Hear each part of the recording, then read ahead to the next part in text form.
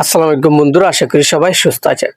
আপনি যখন আপনার প্রতিপক্ষকে দুর্বল ভাবতে শুরু করবেন এবং তাকে প্রতিনিয়ত আঘাত করতে থাকবেন, তখন আপনার প্রতিপক্ষ নিশ্চিতভাবে সে ঘুরে দাঁড়াবে।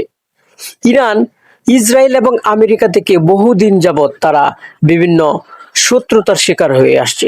বিশেষ করে ইরানের বিভিন্ন পরমাণু বিজ্ঞানীদেরকে তারা হত্যা করছে। পারমাণবিক স্থাপনা লক্ষ্য করে তারা বিভিন্ন ধরনের গুপ্ত হত্যা থেকে শুরু করে সরাসরি আক্রমণ তারা চালিয়ে আসছে। আমেরিকা এবং ইসরায়েল ইরানকে কিভাবে ঘায়েল করা যায় সেই চিন্তায় তারা সবসময় ব্যস্ত। ইরানের আকাশ প্রতিরক্ষা ব্যবস্থা খুবই দুর্বল ছিল, অবশেষে রাশিয়া সেটা পূরণ করে দিয়েছে। রাশিয়া S-400 আকাশ প্রতিরক্ষা দিবে বলে তারা দেয় নাই, অবশেষে তারা S-400 আকাশ প্রতিরক্ষা ব্যবস্থা ইরানকে দিয়েছে। আর এই S-400 আকাশ প্রতিরক্ষা ব্যবস্থা ইরান পেয়ে ইরান অনেকটাই ঘুরে দাঁড়িয়েছে। বিশেষ করে আমেরিকা এবং ইসরায়েল এখন যদি ইরানে আক্রমণ করে তারা তিনবার ভাববে তারা ইরানে আক্রমণ করে তারা ফিরে আসতে পারবে কিনা। এবং তারা ইরানকে তারা অনেকটাই সমীহ করতে শুরু করেছে।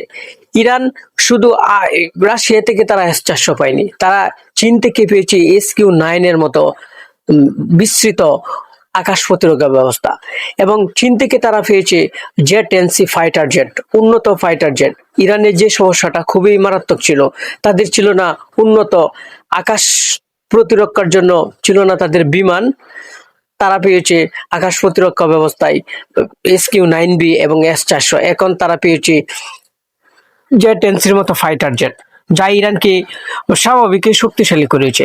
এখন ইরানে যদি ইসরায়েল এবং আমেরিকা বিমান হামলা চালায়, তারা অবশ্যই চিন্তা করবে ইরানে বিমান হামলা চালিয়ে তারা ফিরে আসতে পারবে কিনা, কারণ ইরান আত্মবিশ্বাস অনেকটাই তারা বেড়ে গেছে। শুধু আকাশ প্রতিরক্ষা ব্যবস্থা নয়, ইরান তাদের যে উন্নত মিসাইল ব্যবস্থা করেছে, যেমন ফাত্তাহ এবং সিটজিলের মতো তারা যে ক্ষেপণাস্ত্র তারা বানিয়েছে, সেটা খুবই অসাধারণ।